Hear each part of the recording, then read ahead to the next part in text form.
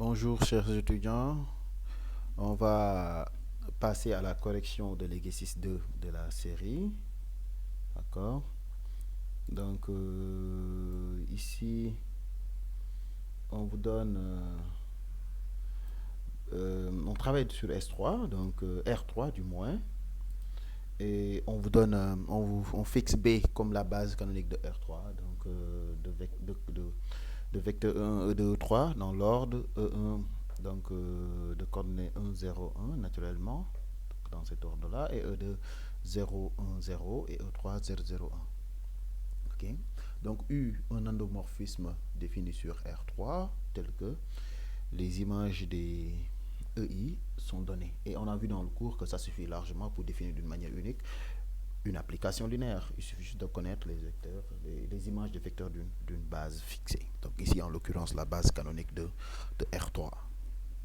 Ok. Donc ici, U de E1 égale à 2 E1 plus E2 plus 3 E3. Si on est paresseux, ça va être juste égal à 2. Ok. Ici 1,3. Voilà, donc c'est une manière condensée en ne donnant que les coordonnées, sachant que les vecteurs de la base sont ordonnés. Ok. Voilà, donc on nous demande d'exprimer l'image de x quelconque, un vecteur de R3, de coordonnées x1, x2, x3, dans la base canonique. Ok, d'accord. Et quand même, il est conseillé vivement, quand vous avez un exercice à traiter, de le lire du début jusqu'à la fin pour savoir de quoi il s'agit et d'avoir une idée sur les leçons à tirer, la moralité de l'exercice. Donc ici, pour des soucis donc, de contrainte de temps, on va passer directement à la réponse de la première question. D'accord. Voilà, donc ici, on va zoomer 2 fois, 3 fois, 4 fois. Voilà, c'est bon. Donc ici, U de E1. Non, le vert c'est mieux. Le bleu. Voilà, et donc on change le rouge. Voilà, U de E1, donc E1 étant égal à 1, 0, 0, égal à est donné en fait par l'exercice étant égal à 2E1, donc plus E2 plus 3 fois E3, donc égal à 2, 1, 3. U de E2 0, 1 moins 3 parce que c'est égal à E2 moins 3 E3 et U de E3 0 moins 2 2 parce que c'est égal à moins 2 E2 plus 2 E3. Donc soit X, un élément de coordonnées X1, X2, X3, un élément de R3. Donc X s'écrit comme X1 E1 par définition plus X2 E2 plus X3 E3. Voilà, donc ça c'est l'unique manière d'écrire X comme combinaison linéaire de 1, 2 ou 3. Donc U de X, dans ce cas-là, on va remplacer par son expression qui est égale à ceci. Donc il faut corriger un peu. Ici c'est E, voilà, X3 E3. Donc égal à X1, donc ça c'est X1. X1 U de E1, X2 U de E2 plus X3 E3 parce que l'image d'une combinaison linéaire, donc de cette combinaison linéaire de coefficients x1, x2, x3, ça donne la combinaison linéaire des mêmes coefficients x1, x2, x3, mais des images, cette fois-ci, la combinaison linéaire des images. Voilà, donc on remplace rapidement U de E1 étant égal U de E1 étant égal à ceci, donc on remplace U de E2 étant égal à 0, 1 moins 3, on remplace. Et U de E3 étant égal à 0 moins 2 moins 3. Mais si vous voulez aussi, on aurait pu laisser euh, les expressions, les combinaisons linéaires comme donné dans l'énoncé et on fera des factorisations, etc. Donc, selon les coordonnées. Mais c'est lui pareil au même. Okay? Et comme on est habitué à manipuler des vecteurs ainsi, donc autant continuer comme ça. Donc là, il faudra tout simplement calculer ce terme. C'est x1 fois 2, donc 2x1 qui est là, x1, parce que c'est 1 fois x1, et 3 fois x2, 3 fois x1. Ensuite, x2 fois 0, ça fait 0. x2 moins 3 fois x2. On continue. Donc, ça fait 0 moins 2x3 plus 2x3. Donc, ça fait 2x3. Et maintenant, lorsqu'on somme 3 vecteurs, on somme coordonnée par coordonnée. Donc, au niveau de la première coordonnée, c'est 2x1 ici, plus 0 plus 0, donc ça fait 2x1.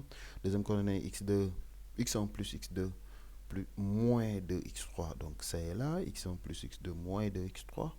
Et pour la troisième coordonnée, on fait la somme des troisièmes coordonnées. Donc, 3x1 moins 3x2 plus 2x3. Donc, c'est là. Et donc, finalement, U étant défini de R3 dans R3, qui est là, R3 dans R3, qui a x1, x2, x3, donc un vecteur de coordonnées x1, x2, x3, renvoie tout simplement un autre vecteur de R3, mais cette fois-ci de x1, c'est deux fois la première coordonnée du vecteur qui a été donnée. La première deux fois la première coordonnée du vecteur, la première coordonnée plus la deuxième moins deux fois la troisième, trois fois la première coordonnée du vecteur qui a été donnée, moins trois fois la deuxième coordonnée du même vecteur plus deux fois la troisième coordonnée du même vecteur. Okay? Donc aussi, on a donné l'image de n'importe quel vecteur x, de coordonnées x1, x2, par U. Voilà, dans la base canonique, naturellement. La deuxième question, c'était... Donc, c'est pas ici, non, c'est là, oui. La deuxième question, c'était maintenant, on donne E et F. Donc, je pense que je l'ai mis ici en haut. On donne E et F des ensembles. Donc, E, c'est l'ensemble des vecteurs X de coordonnées X1, X2, X3, si vous voulez, ou bien X, Y, Z dans R3, tel que l'image de X du vecteur X égale à deux fois le même vecteur. Donc, voilà, donc c'est une homothétie. Et F aussi, même chose. Une homothétie vectorielle, c'est l'ensemble des X de R3, mais pas tous les vecteurs de R3, X, non. Tel que leur image est égale à leur opposé. Donc, U de X égale à moins X. Donc, ça fait changer juste la direction, le sens du vecteur. Ok, même origine 0, et on change donc de sens, on prend de sens opposé. Montrer que E et F sont des sous-espaces vectoriels. Donc, naturellement, de par leur définition, on voit que les opérations utilisées, c'est des opérations linéaires. Donc ça va faire naturellement des sous-espaces vectoriels. Maintenant, comment prouver cela? On peut utiliser plusieurs méthodes, notamment la première qui est présentée ici. E, c'est l'ensemble des x de R3 tel que U de x moins 2x. Et en transposant moins 2x, ça fait moins 2x égale à 0 de R3, c'est-à-dire 0, 0, 0. Donc c'est l'ensemble des x de R3 tel que U moins 2 identité de x, parce que on peut toujours remplacer x par identité de x, parce que identité de x égale à x. Donc, et moins 2 identité de x égale à 0. C'est quel 0? C'est 0 de R3 toujours. Attention. 0 de R3. Ok? Donc, ça veut dire quoi? E égale à au caire, tout simplement, de cette application. Égale au caire de cette application-là, qu'on peut appeler ici F. Ok? Donc, E égale à caire de U moins 2I, des identités de R3. Vous voyez, c'est un endomorphisme, caire d'un endomorphisme de n'importe quelle application linéaire, donc est un sous-espace vectoriel de l'espace de départ R3. De la même manière, en faisant les mêmes opérations, en transposant moins x, et ça devient ici x moins x plus x, u de x plus x égale à 0, on voit que f aussi égale à caire de u plus identité de 3, donc un sous-espace vectoriel de l'espace de départ qui est R3 ici. Donc vous voyez, on peut répondre de cette manière. Mais aussi, on peut tout simplement montrer qu'on a la stabilité par combinaison linéaire. Donc pour cela, il faudra commencer par montrer que E est donc différent de l'ensemble vide, car vous voyez bien l'image de 0 égale à 2 fois 0. Je parle bien de 0 de R3 bien sûr. Donc parce que E c'est l'ensemble des éléments de R3 tels que leur image égale à 2 fois eux-mêmes. Donc ici U de 0 de R3 égale à 2 fois 0 de R3. Donc Il suffit juste de reprendre là, si vous vous rappelez bien, euh, l'image de U. Donc, si vous vous rappelez bien, dans le slide précédent, vous voyez bien, U de 0, 0, 0, ça fait 2 fois 0, 0 plus 0 plus 0, 0 plus 0 plus 0 plus 0, donc ça fait 0, 0, 0. Donc, et 0, 0, 0 égale à 2 fois 0. Donc, du coup, 0 de 3 appartient à 1. Maintenant, soit x, y, deux éléments de 1, on va montrer la stabilité par combinaison linéaire, et lambda, un élément du corps de base. Donc, ici, le corps de base identifié à R. Donc, U de lambda x plus y. Si on calcule, comme U est linéaire, donc ça fait lambda U de x plus U de y. Et or, x est dans E, donc ici, comme x est dans E, donc U de x égale à 2 fois x. Et comme y aussi est dans E, U de y égale à 2 fois y. Et donc ici, vous voyez, on peut factoriser par 2. Ça fait 2 fois, parce que c'est tous en fait, 2 et, donc 2 et lambda sont des scalaires, x et y sont des vecteurs. Donc on va factoriser par 2. Ça fait 2 facteurs de lambda x plus y. Et lambda, et donc vous voyez bien, au départ, U de ce vecteur-là égale à 2 fois le même vecteur. Donc ça veut dire que ce même vecteur-là, qui est dans R3, appartient à E. Donc E est stable par combinaison linéaire, d'où E est un sous-espace vectoriel de R3. Donc on peut faire ça aussi de manière classique. Et de même, on montre que F est un sous-espace vectoriel en faisant les mêmes opérations. Vous voyez donc ici, il est présenté donc deux méthodes. Troisième question, on nous demande de chercher une base de E et aussi une base de F. D'accord? Donc on commence par A, petit a. Pour trouver une base, donc il y a plusieurs techniques, surtout que lorsqu'on travaille en dimension finie, soit il faut essayer de trouver un système qui est libre et génératrice, donc on aura une base, ou bien un système qui est libre et maximal, on aura aussi une base, mais aussi un système qui est générateur et minimal, on aura une base. Donc cela voudrait dire quoi pour les deux dernières méthodes, libre et maximal, un système générateur et minimal, il faudrait d'abord connaître la dimension de l'espace. Mais ici, on ne connaît pas encore la dimension de l'espace, donc vaut mieux utiliser la méthode classique qui stipule tout simplement à chercher un système générateur. Après, on va maintenant essayer d'y extraire une base. Donc l'idée générale, c'est aussi simple, surtout lorsque c'est défini par des équations. Donc ici, notamment l'équation U de x égale à 2x. Là, en fait, équation, pour nous aussi, système d'équation, c'est la même chose, ok? Parce que c'est à travers donc d'une application linéaire. Donc ici, l'idée de base, c'est quoi? On prend un vecteur dans E. Avec les équations, on a des contraintes, donc des liens entre les variables, à savoir les coordonnées de nos vecteurs. On va essayer, donc souvent, la plupart du temps, on a un système surdéterminé où le nombre de variables est supérieur au nombre d'équations, linéairement indépendantes, on va dire. Donc l'idée, surtout quand on prend les coordonnées du vecteur et on les confronte aux équations, on réduit donc les équations jusqu'à ce qu'on ait un système où les équations sont linéairement indépendantes. Et dans ce cas-là, on va essayer maintenant de tirer certaines variables en fonction des autres. Donc ça, je répète toujours. Donc il y aura des variables qui sont dépendantes, souvent égales au nombre d'équations linéairement indépendantes. OK. En fonction maintenant des variables, on va dire indépendantes, et qui seront au nombre de la dimension de l'espace moins le nombre d'équations. Parce que chaque équation va diminuer donc de 1, chaque équation linéaire bien sûr, va diminuer de 1 la dimension de l'espace. Donc on va essayer et maintenant, après avoir trouvé ces relations-là, on revient encore sur le vecteur, on les remplace. Ensuite maintenant, on va scinder en somme de vecteurs ne dépendants, donc au niveau de chaque terme d'une seule variable, et qui nous permettra de pouvoir factoriser pour avoir le système générateur. Donc c'est aussi simple. C'est ça la recette en fait donc si c'était un Djeboudian à préparer. Donc soit x égale à x1, x2, x3, un élément de E. Cela voudrait dire tout simplement que u de x égale à 2x.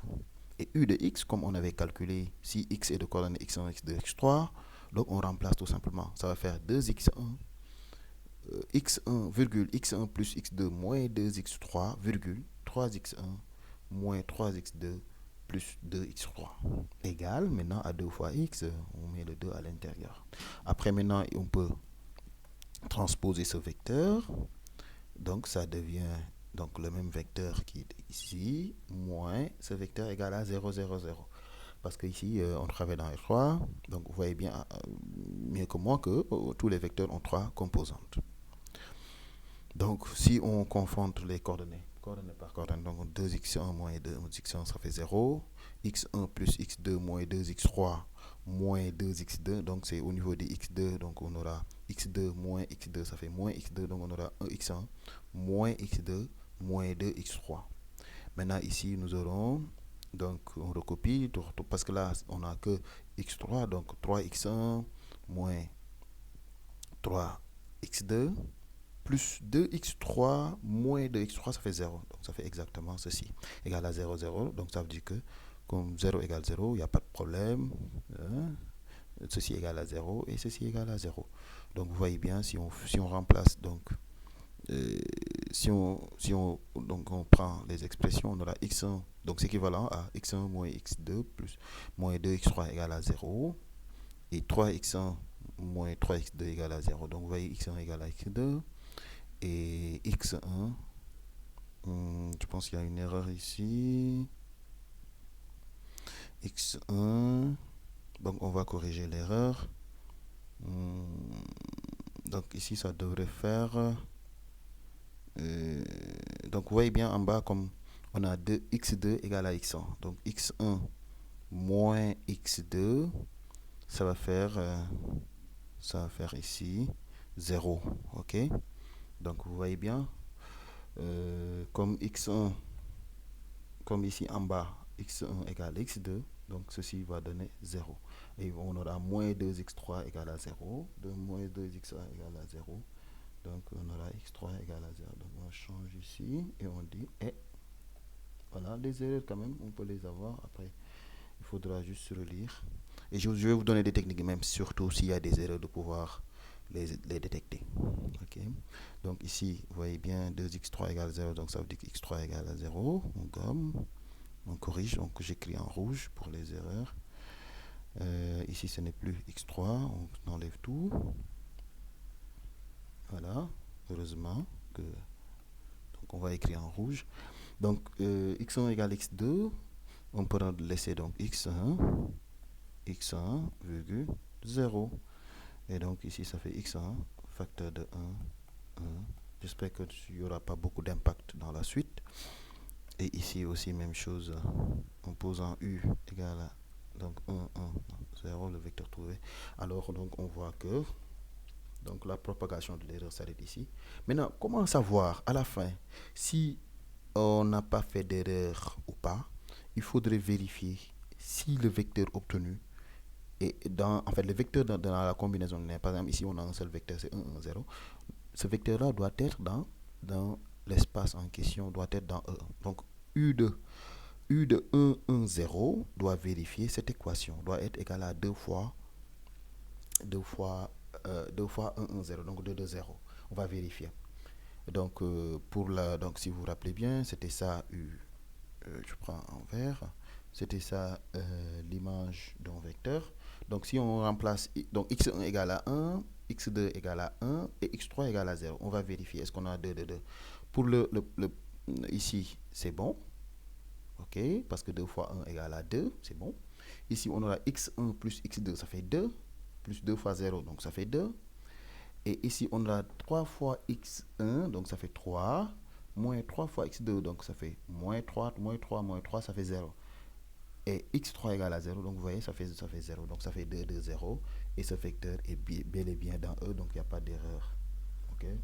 Ou bien, en tout cas, on n'a pas fait, on n'a pas encore vu d'erreur. Voilà. Parce qu'il se peut que souvent aussi, que l'étudiant fasse 2 fois 2 erreurs et que ça se compense. Mais d'habitude, quand même, c'est pas compliqué. Voilà, d'accord, on continue. Donc ici, comme E donc ici, donc on conclut comme quoi que E égale à vecteur de U. Donc c'est engendré par le vecteur U. Donc le vecteur U est un système générateur donc de E contenant un seul vecteur non nul. C'est important si le tout système contenant un seul vecteur non nul est libre. Donc c'est libre. Donc ici c'est juste pour signifier que le système est libre. Donc une base de E. Donc là, on vient de trouver une base de E. Donc on a répondu à la question et on voit nettement que même dimension de E donc égale au nombre de vecteurs. Vous comptez juste le nombre de vecteurs qu'on a dans cet ensemble-là. En fait, le nombre de vecteurs qui apparaît dans cette combinaison, c'est un seul. Attention, pas dans cette combinaison linéaire. On verra après. Si, si le système n'est pas libre, attention. Voilà, donc vaut mieux le nombre de vecteurs, on va dire, d'une base. Voilà, ça qui est la réponse. Voilà, donc ici on a un cas particulier. Faire très attention. Donc cette dimension. Ok. Donc on avance sur les questions. Je pense que on est à la dernière ligne droite. Ici, on vous demande pour la base une base de f, parce que voilà, on a plusieurs bases. Bon, on va faire de même, hein. On va vérifier juste s'il n'y a pas d'erreur. Donc f, c'est l'ensemble des x de R3, donc des vecteurs à 3 coordonnées bien sûr, tels que l'image de x égale à moins x. Donc si x égale à qui est égal à, ou bien qui est de coordonnées x1, x2, x3 appartient à f, alors u de x égale à, c'est équivalent à dire que u de x, ce vecteur de R3, égale à moins x, ça fait moins x1, moins x2, moins x3, donc pour chaque coordonnée. Et ici, donc 2x1 plus x, virgule x1 plus x2 moins 2x3. Donc c'est l'image en fait de x tout simplement égale à moins x1, moins x2, moins x3. Et donc comme deux vecteurs, donc ici on transpose, donc ici on transpose, hein, donc pour aller vite, ça fait 2x1 plus x1 parce qu'en transposant on aura moins ce vecteur là et donc vous voyez on aura plus tout simplement parce qu'on aura moins. Ok, d'accord, donc on aura 3x1 égale à 0. Ici on aura x1 plus 2x2 moins 2x3 égale à 0 et ici aussi on aura 3x1 moins 3x2 plus 3x3 égale à 0. D'accord, ce qui veut dire que x1 égale à 0. Ici on a 2x1 moins 2x3 égale à 0, donc x2 égale à x3. Et idem pour l'autre équation, parce que dès que x1 égale à 0, les deux vont sauter tout simplement. Et ça fait la même équation. D'accord, donc on aura x2 égale à x3. Et donc x qui était égal à x, on revient comme ce que j'avais expliqué, une fois qu'on a tiré certaines variables, donc ici c'est les variables dépendantes en fonction donc des variables indépendantes, donc on en a comment ça s'appelle encore une ici. Donc on revient sur le vecteur de départ et maintenant on va tout simplement remplacer en n'ayant maintenant que des variables indépendantes. Donc ici x1, x2, x3 égale à 0 parce que x1 égale à 0, x2, x2 ou bien vous mettez x2, x3, ok, parce qu'après c'est juste une variable qui se balade sur le corps de base qui est R ici. Donc ici on peut factoriser parce qu'on a un vecteur qui ne dépend que d'une seule variable, pas besoin de scinder pour avoir des termes qui ne dépendent que d'une seule variable, c'est déjà fait. Donc on aura x2 facteur de 0, 1, 1. Et bien, en posant ce vecteur-là, v égale à 0, 1, 1, là,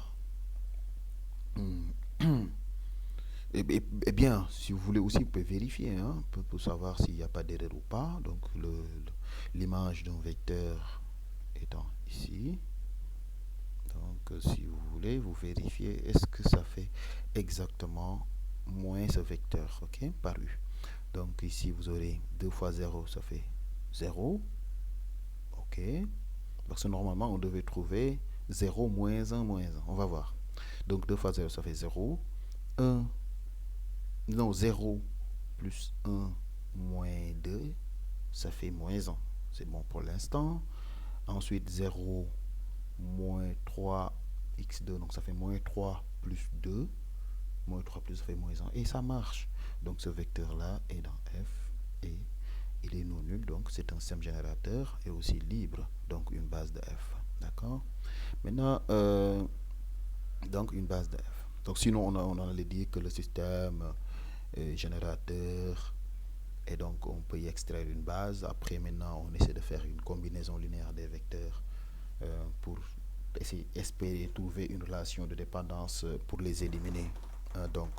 Éliminer donc les vecteurs dépendants des autres. Ou bien d'autres techniques que nous allons voir dans le chapitre suivant sur le calcul matriciel en appliquant donc la méthode de Gauss-Jordan pour échelonner et pour avoir la forme échelonnée réduite. Bah, donc ici c'est simple, on n'a que des vecteurs, des systèmes contenant qu'un seul vecteur non nul, donc c'est toujours, si c'est dans un système générateur, donc c'est toujours une base parce que ce seront toujours des systèmes libres. Maintenant la question ici qu'on pose c'est que, est-ce que donc les deux espaces sont supplémentaires. Donc si on regarde bien, je pense, en tout cas pour f, ici engendre par 0, 1, 0, 1, vous voyez bien c'est la droite, le plan du moins, l'espace vecteur, non la droite quand même, parce que c'est engendré par un seul vecteur qui passe par, en fait c'est la première bisectrice du plan YZ, ok. Voilà, donc alors et l'autre, je pense qu'on avait 0 quelque part aussi. Je pense que c'est pour E. Voilà, on a 0 à la fin. Donc c'est ici, c'est la première bisectrice du plan XY. Donc vous voyez bien, certes les deux sont en somme directe parce que les deux droites ne se rencontrent qu'à l'origine. Je ne sais pas si je suis bon en dessin, mais ça fait ceci quand même. Si on trace ça comme Z et ça comme Y, ceci qui entre derrière comme X, donc X, on voit que donc je vais essayer de mettre les contours pour que ça puisse être plus visible. Je change de couleur. Voilà, ça c'est le derrière. Ok, donc ça c'est le plan.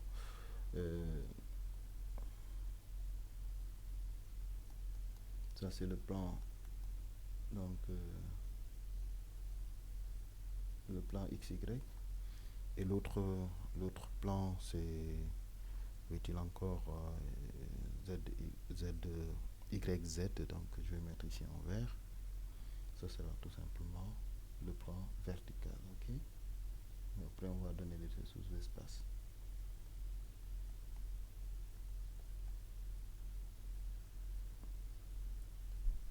D'accord. Donc ça se passe derrière. Voilà. Donc ici, l'espace vectoriel engendré par V. Donc si vous remarquez bien, V sera le vecteur ici sur ce plan vertical. Donc ici, V. Donc l'espace vectoriel va être la droite qui est sur ce plan vertical qui passe par l'origine. Et l'autre, je vais dessiner peut-être en vert ou en rouge, non. Je change de couleur, je prends le jaune. Ça sera, je pense c'est 1, 1, 0. 1, 1, 0, donc c'est ici sur le plan donc horizontal, donc XY là. Donc ça sera ici quelque part ici. Donc le vecteur U est là. Vous voyez bien les deux. Oh, ici c'est des pointillés. Voilà, donc vous voyez que les deux ne se rencontrent qu'ici. Parce que ce vecteur là est sur le plan vertical en vert et l'autre vecteur sur le plan horizontal. Donc c'est des sous, donc c'est des, donc le vert c'est F et le jaune c'est E. Donc ils sont en somme directe, mais ils ne sont pas supplémentaires parce que l'intersection te donne 0, il se touche que. Pourquoi? Et là on va le voir donc à travers les calculs. Donc ici vous voyez bien que voilà, j'ai dit non car la somme ne donne pas R3. Regardez bien, quand on fait la somme de ces deux vecteurs, ça donne un plan oblique. Là, il faut vraiment avoir le troisième œil pour le voir, parce que si on prend un vecteur donc du plan horizontal et un vecteur du plan vertical, ça fait donc un plan, l'espace vecteur engendré par la somme, Non, la somme de ces deux espaces, c'est l'espace engendré par la réunion par U et V. Donc l'ensemble des combinaisons linéaires de U et de V, ça fait un plan qui serait oblique. Donc qui contient F, la droite F et la droite E. Donc ça ne fait pas tout l'espace. Et là, on le voit ici, la dimension de E plus F, on voit que c'est inférieur ou égal à la dimension de E plus dimension de F, moins la dimension, parce que c'est égal à la dimension de E plus la dimension de F, moins la dimension de l'intersection. Donc, et comme la dimension de l'intersection est positive ou nulle, donc si on enlève, donc ça fait juste, donc la dimension de E plus dimension de F étant plus grand que dimension de la somme. D'accord? Or, la dimension de la somme n'est même pas assez grand parce que ça fait. Non, la somme des dimensions, du moins, je voulais dire, n'est pas assez grande parce que c'est dimension de E égale à 1, dimension de F égale à 1, ça fait 2 qui est strictement inférieur à 3, qui est la dimension de F. Donc, vous voyez, comme la somme des dimensions est strictement inférieure à 3, donc la dimension de E plus F est strictement inférieure à 3, donc ce qui est différent de 3, qui est la dimension de R3. Donc E plus F est un sous-espace vectoriel propre de R3, mais pas égal à R3 parce que sinon sa dimension devrait être égale à 3. Donc les deux sous-espaces ne sont pas supplémentaires. Donc c'est la fin de cet exercice et je vous dis à bientôt.